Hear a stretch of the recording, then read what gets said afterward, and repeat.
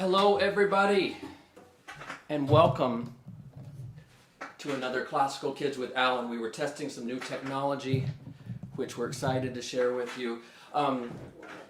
My name is Alan and I play the cello in the Cleveland Orchestra, and we're so excited to be back today with another Classical Kids, or what we've renamed Classical Kiddos with Alan.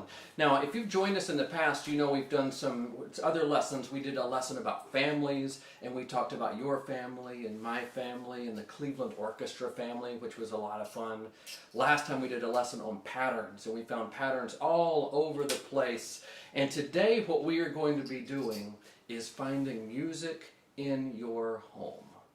So what you will need, we're going to have a little concert at the end. Things that you will need are a bottle of some kind. I've got a water bottle. You can have a Coke can. It doesn't really matter. Anything that will make a sound when you blow on the top of it. We have a container here. This is a metal container, and a wooden spoon, something to hit it with. And finally, if you have a rubber band, that would be great. We're going to have a concert at the end. We're going to all play together. Today we're finding music in our home. And at the end of this, we're going to have questions and answers. So if you have some questions, type it in, or have your mom or dad type it in. I'm so excited. We're going to start off by playing a song by Johann Sebastian Bach. This is a piece that he wrote called Allemande for cello. Hope you enjoy it.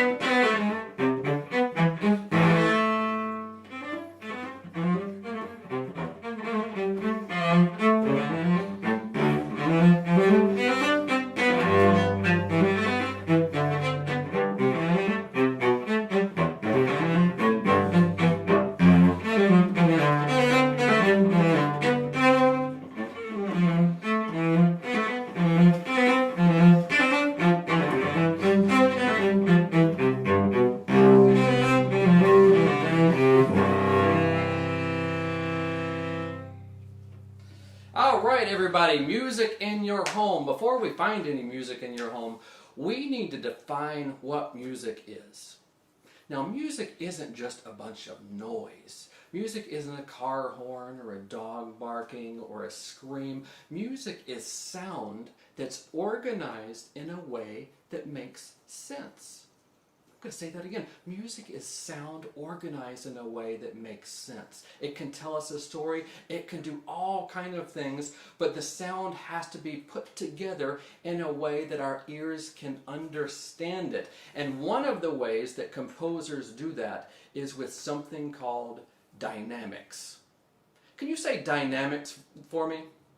Dynamics. Now, you may not know what that big word is, but I guarantee you know how to use dynamics, because dynamics we use all the time. If you're watching on a computer, it's usually in the bottom right-hand corner of that computer. You can toggle your mouse, and there's like a little speaker thing. You can make that sound go louder, or you can make that sound go really soft. You can even turn the sound off completely. On my phone, I've got little buttons at the bottom that control the dynamics, and I even brought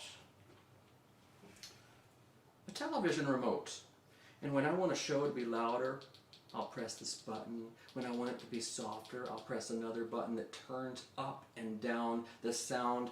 That is controlling dynamics. And we do this all the time, not only with TVs and phones and computers, but we do that with the way we speak.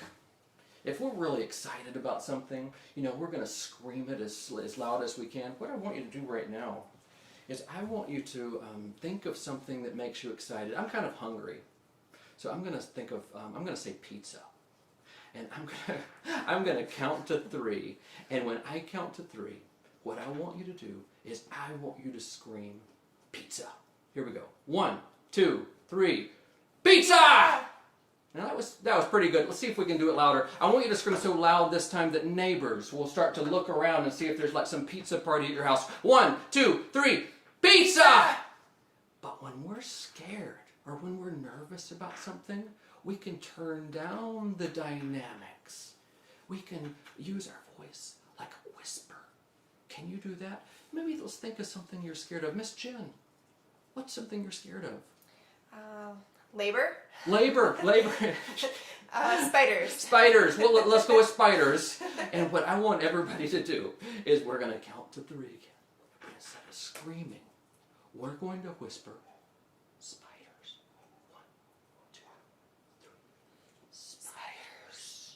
You see, we control dynamics with the way we speak all the time. And the worst thing that you can do is have a speak at the same level all the time.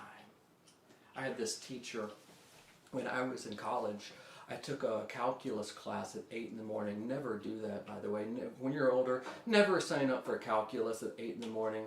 And my teacher was good. She knew a lot about math, but she would kind of talk in this voice where every word was the same, and she would be telling us about equations and numbers, and pretty soon my eyes would get really heavy and I would fall asleep. She didn't change dynamics, and as a result, I kind of fell asleep. We need dynamics in TVs, in computers, in the way we speak, and we definitely need dynamics in music.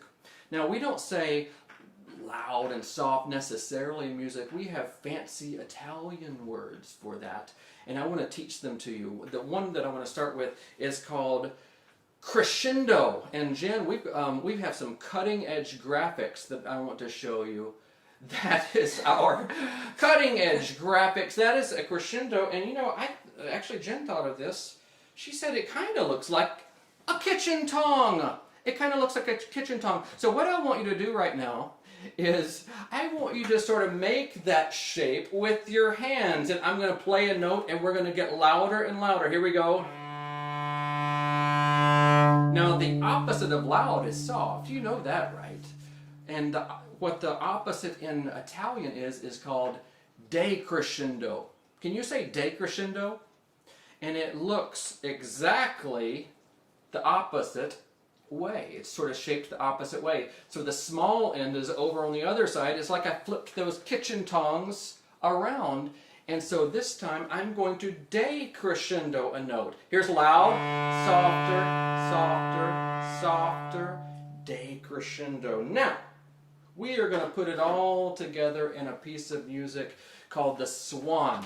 I played it for you a couple of weeks ago, and this time we're going to be doing it with your arms. So whenever the music gets louder, I want you to make a crescendo with your arms. When that music gets softer, I want you to decrescendo with your hands together like that. Miss Jen is going to help you if you get confused. Are you ready to help me play the Swan with dynamics? Here we go.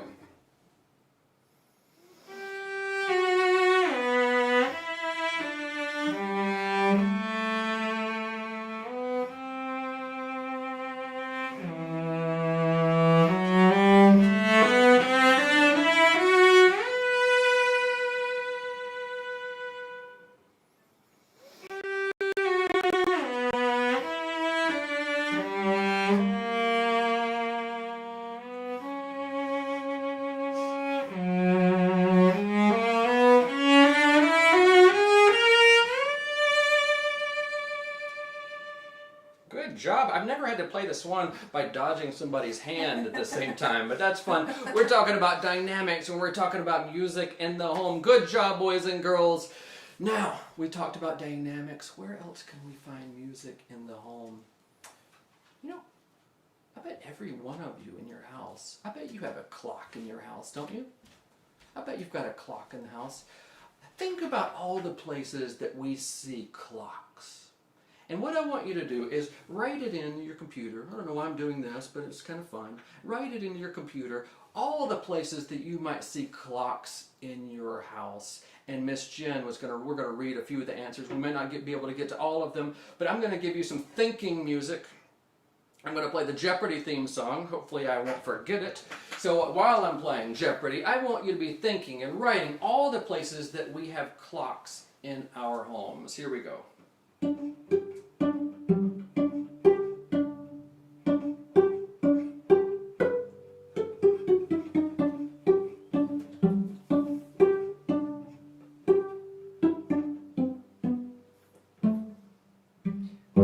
Oh, I messed it up.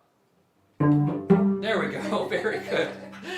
Now, what kind of answers do we have? Well, I know we have a little bit of delay with the video, so we might have to wait just a second. Answer? Yes, please, give me an answer. What is a watch? A watch. Now, I don't wear a watch because I play an instrument. Jen has a watch on, and a lot of times if we're unsure about the time, we'll look at the watch on our wrist. Where else might we find some clocks, Jen?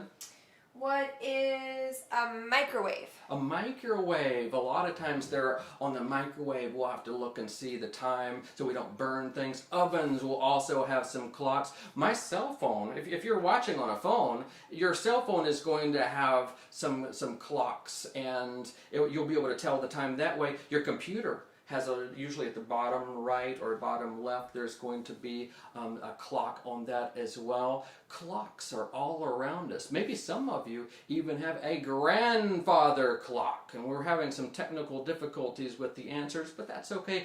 Clocks are all around us, and we have clocks, sort of have clocks in music too. And what I want to do is I want you to show you something called a metronome. Yes, Miss Jen? Mr. Mike from Florida. Mr. Mike from Florida, yes. Mr. Mike from Florida says... He has a clock in his car. He has a clock in his car. Very good job. What about Mr. Justin from Solon? Rachel says there's a dining room wall clock. Excellent job. Kaylee, sorry folks, I lost internet access for a second. Kaylee says there's a clock in her room.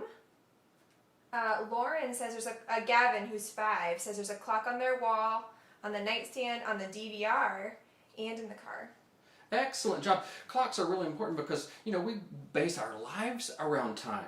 We had this classical kiddos, that's it, classical kiddos with Alan. We started at 11 o'clock. And we started pretty much right at 11, right? Because you had organized your time. You had planned to be here. What if I showed up at 2:30? You'd probably be out playing or running around. Maybe your mom would be running some errands. Clocks are important in music. We have sort of a musical clock called a metronome. Can you say metronome?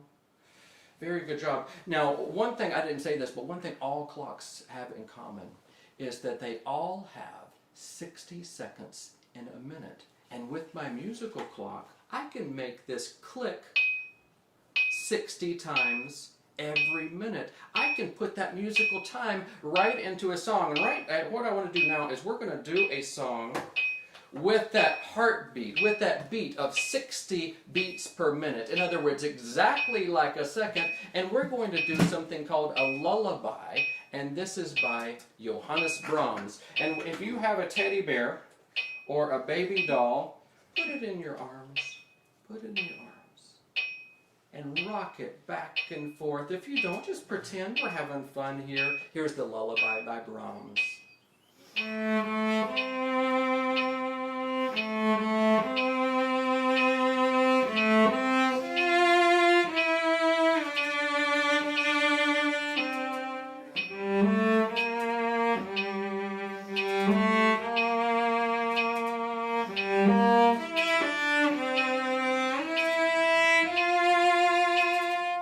Good job. Did you know there's a reason that lullabies are at that beat, those 60 seconds per minute? Is because it matches the beating heart of a mother. So when that baby is inside its mom, it hears that heartbeat, and when the baby is born then, and it hears that lullaby with that same beat underneath, it's able to relax and go to sleep because its mother is near.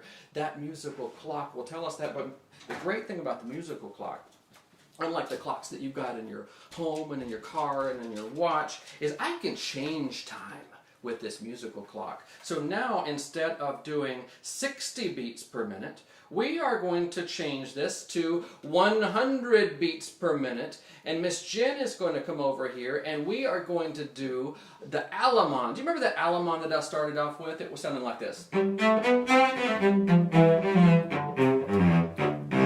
that Alamon was at about 100 beats per minute. So what I want you to do, get up on your feet, boys and girls. And I want you to, this is good walking music, so get your steps in. Mom, Dad, if you're listening, we're going to do some little, get your steps in as well. Here's the Alamon by Bach.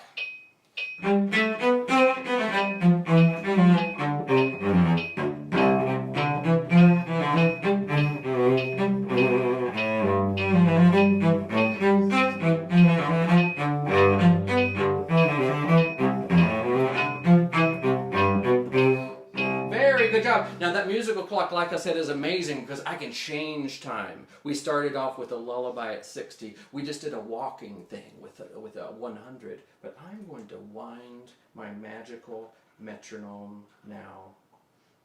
And let's go all the way to 170. Now this isn't walking music. This is running music. So get ready. We're going to run in place. We're going to do a little prenatal fitness. Here we go. 1, 2, 1, 2.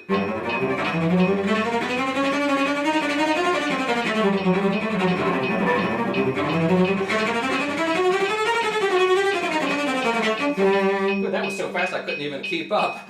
Good job, everybody. We found music all around our house in clocks. We've got a musical clock that we need. We talked about dynamics, and we talked about the remotes and all the ways that we change the volume that we speak and play our instruments. But we need some instruments themselves, don't we?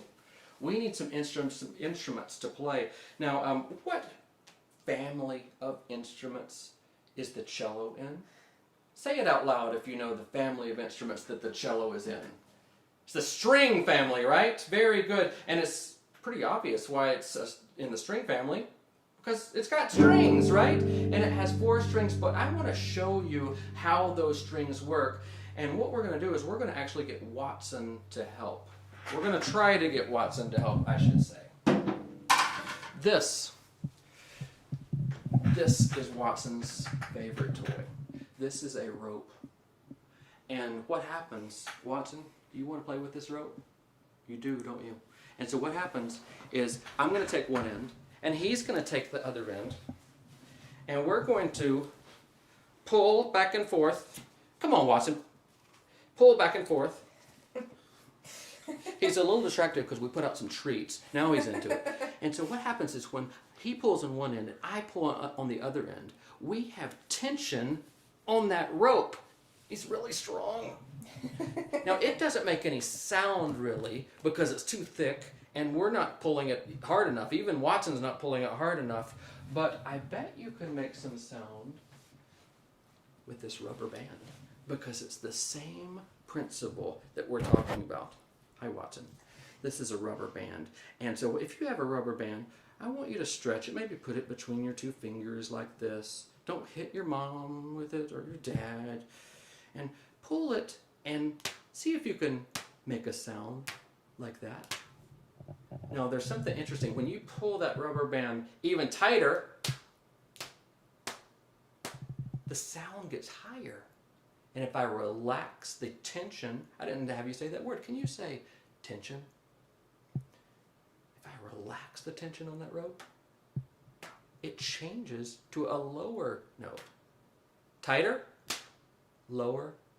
Stringed instruments use tension on the string to make that sound. But we don't just have strings. we have in our midst, boys and girls, a world-class clarinetist. So Miss Jen is going to play a note on her clarinet to show us We're going to try. wind instruments. So this is what's known as a wind instrument. And the way that it works is you blow through, it works through your breath. So you blow through the mouthpiece, whether it's a brass instrument or a woodwind here. You blow through it, and that, on a good day, will produce a sound.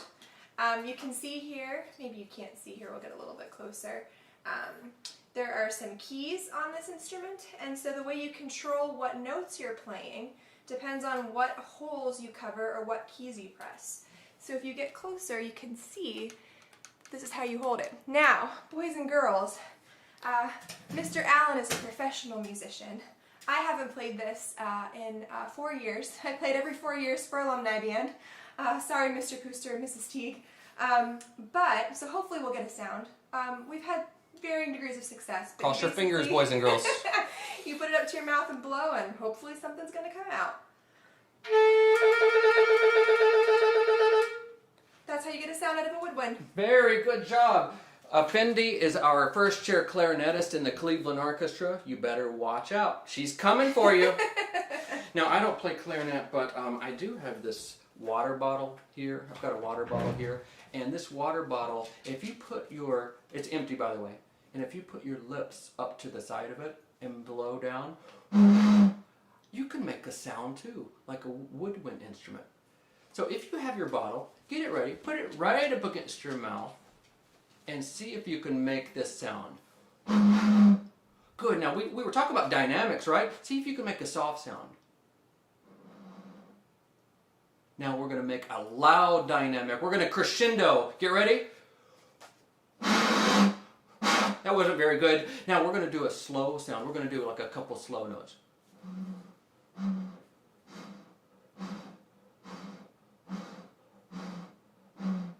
Now we're going to speed up that musical clock and go faster. Here we go. I'm out of breath. I don't know how you guys do this. Wind and brass instruments work on this principle. They blow into a mouthpiece or a reed like Miss Jen was doing to create sound on their instruments. But that's not the only way.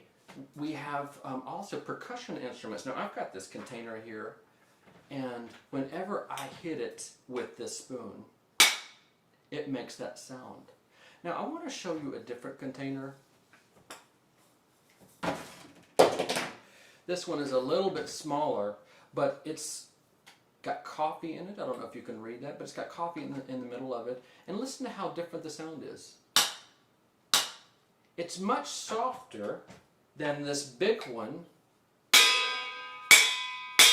And the reason is this one is empty. It's hollow in the middle. Boys and girls, percussion instruments, for them to make a sound, the sound has to have room to grow and room to vibrate. All those waves have to bounce off. A percussion instrument needs to be hollow on the inside for it to make a sound. So if you've got your container, I want you to maybe put it in your lap like this.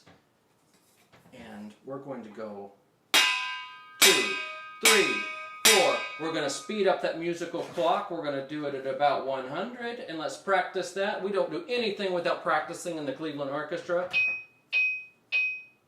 1, 2, 3, 4. We're going to speed it up even faster.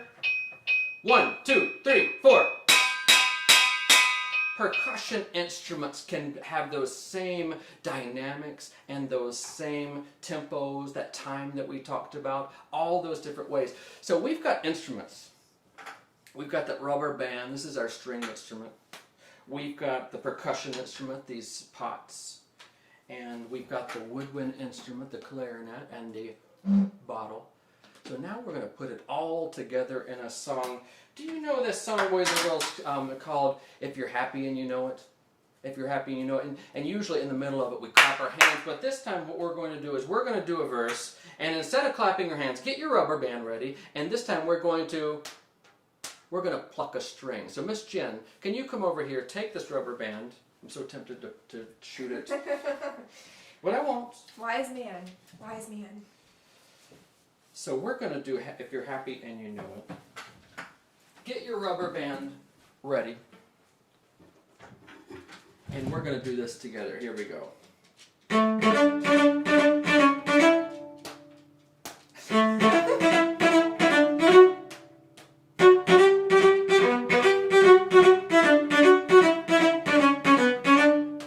Watson's very confused about what we're doing down here. Now, put your stringed instrument aside, put your rubber band down, get your bottle or your can or anything. If you don't have anything like that, boys and girls, just make a whistle.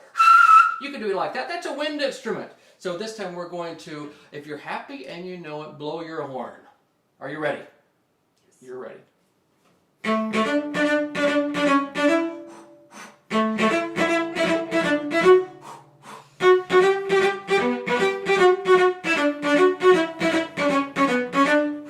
Now if you're happy and you know it, Jen, we're going to try this container. This time, if you're happy and you know it, we're going to bang a drum like this. Are you ready, boys and girls? Now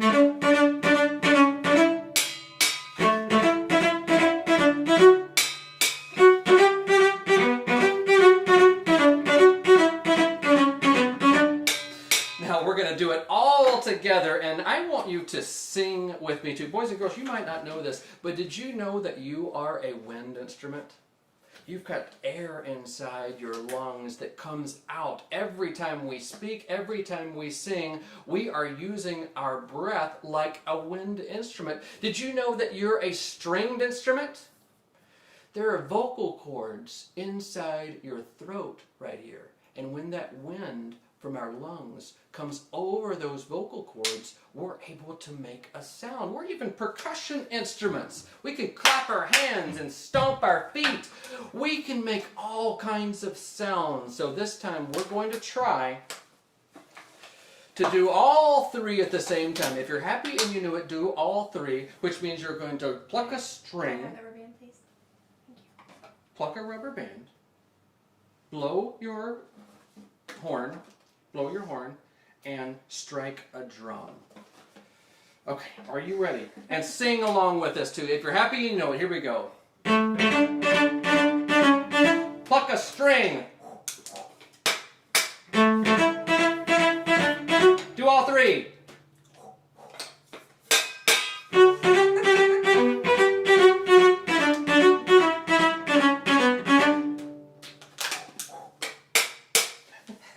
Good job, everybody. I hope you had fun, and I want to tell you, I'm so excited about a couple of things. We changed this to Classical Kiddos, and we created this page. So if you liked this, tell your parents to join us on Facebook at Classical Kiddos with Alan. And we're going to try to do more events, and we're going to post it on that. So we won't have to create a new event every time. And everybody that was at this will be notified when we do new events. It's going to be a lot of fun. And I'm so excited. I think we're going to do in 2 weeks, we're going to try to do a musical story book. You know, normally when we tell stories with like a picture book or something, we'll open it up. And we'll read some words, and we'll look at some pictures, and we'll flip a page, and we'll read some more words, and we'll look at more pictures. That's normally how we tell stories, and that's a great way to tell stories. But what we're going to do is we're going to create a musical storybook. And I've asked a few of my friends in the Cleveland Orchestra, Amy Lee, a violinist. I've got Jessica Sindel, she's a flute player. I've got Shakar Israel, a trombonist. Mark DeMolakis, a drum player. And they're all going to help me create this musical storybook. I am so excited. So that will be in the next couple of weeks. And we're going to do more of these sort of one-on-one sessions as well. It will be on May. Our next one will probably be May 12th. We're hoping we may do one next week, and I'll let you know on that event page. Thank you so much for joining us. And do we have any questions, Miss Jen? I am looking to see. We have a little bit of a delay.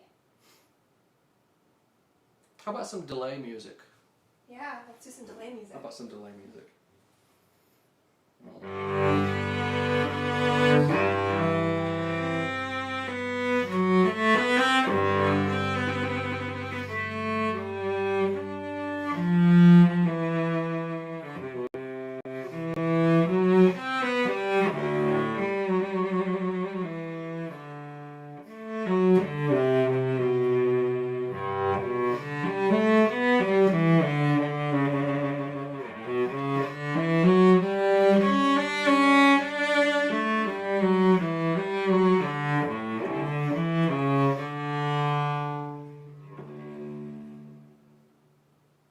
see any questions. No questions. If we didn't get to your question, we'll try to answer them when our technology is working a little better. Boys and girls, thank you for joining me, and thank you for being a part of this Classical Kiddos. And again, we want to thank all of our healthcare workers, all of our doctors and our nurses and our firefighters and police.